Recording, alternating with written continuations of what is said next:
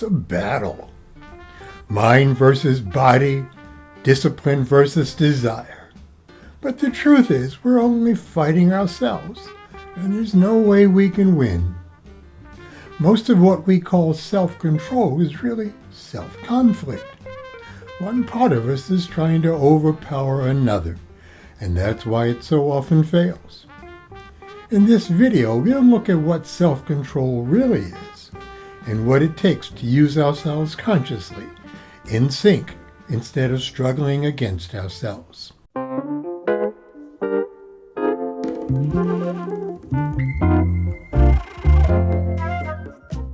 Hello, I'm Dr. Michael Broom. Welcome to a Things to Think About video.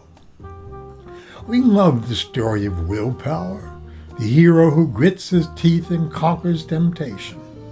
But willpower is like a battery. It can drain pretty fast. You can force yourself to stay on a diet, to bite your tongue, to get through the workout for a while. But eventually the body, the emotions, and the unconscious take the wheel again. Because real self-control isn't about force. It's about awareness and influence. Think about it.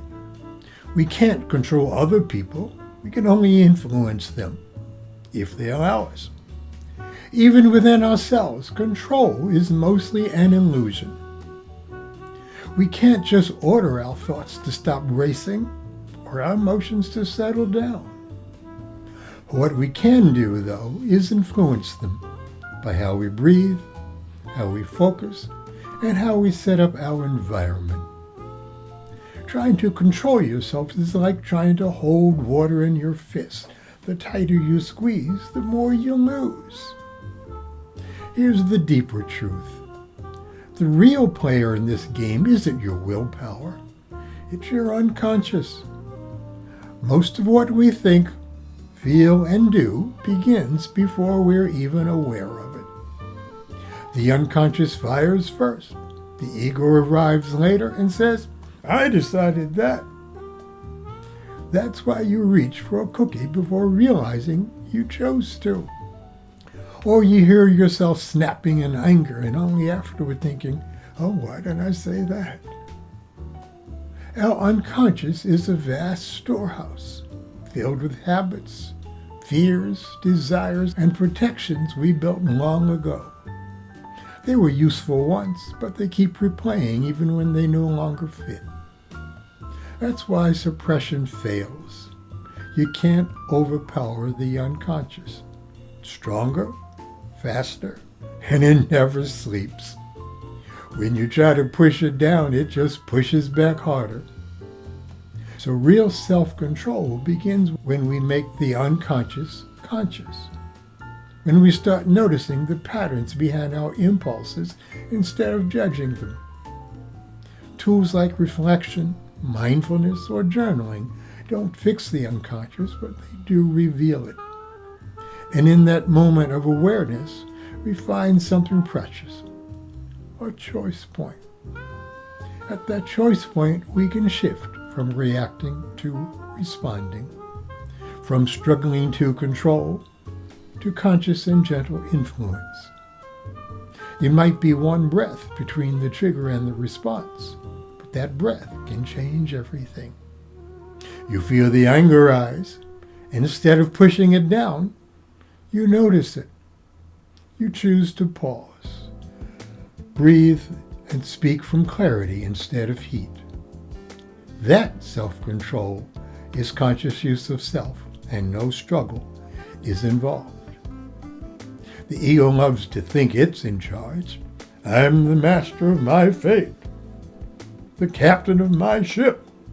But much of what drives us lives below that line of awareness. True mastery isn't domination over the self, it's alignment with the self. It's the ego cooperating with the unconscious rather than fighting it.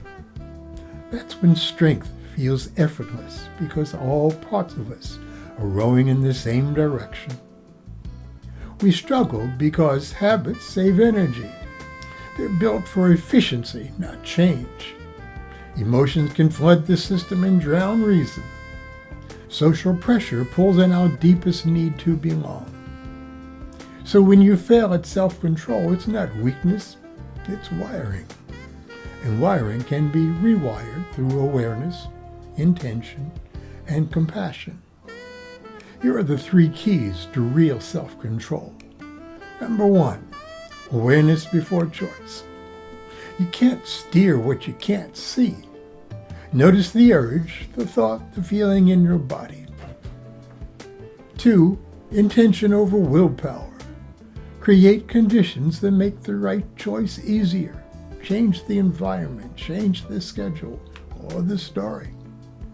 A clear sense of our life's purpose can be very helpful. Number 3, compassion instead of punishment.